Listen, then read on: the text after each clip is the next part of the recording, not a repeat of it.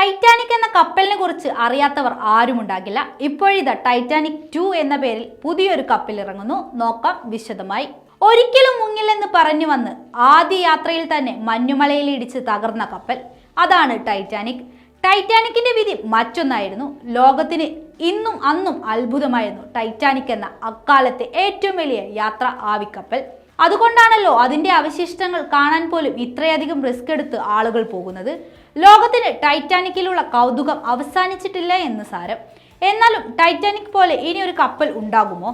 ഉണ്ടാകും എന്നാണ് Australian ബിസിനസ്സുകാരനായ Clive Palmer പറയുന്നത്.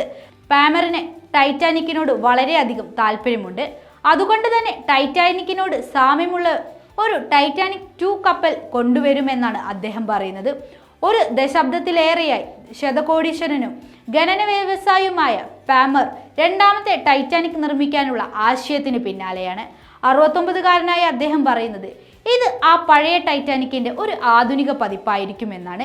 269 മീറ്റർ നീളവും 55,800 മുതൽ 56,700 ടൺ ഭാരവും 2,435 യാത്രക്കാരെയും 900 ജീവനക്കാരെയും വഹിക്കാൻ ശേഷിയുള്ള ടൈറ്റാനിക് 2 2015 യാത്ര തുടങ്ങുമെന്നായിരുന്നു ആദ്യം പറഞ്ഞിരുന്നത്. എന്നാൽ പദ്ധതി പലതവണ പാളി. ഒടുവിൽ 2018 ഈ പ്രൊജക്ട് ഉപേക്ഷിച്ചതായും പറയപ്പെട്ടു. എന്നാൽ പാമർ ബുധനാഴ്ച ഡിസ്നി ഓപ്പറ ഹൗസിൽ ഒരു പത്രസമ്മേളനം നടത്തി. അതിൽ പറഞ്ഞത് ടൈറ്റാനിക് 2 എന്ന സ്വപ്നം പൂവണിയാൻ പോകുന്നു എന്നായിരുന്നു. ആ ആഡംബര കപ്പൽ അധികം വൈകാതെ അതിന്റെ യാത്ര തുടങ്ങുമെന്നാണ്. അടുത്ത വർഷം ആദ്യം തന്നെ അതിന്റെ പണികൾ പുനരാരംഭിക്കും.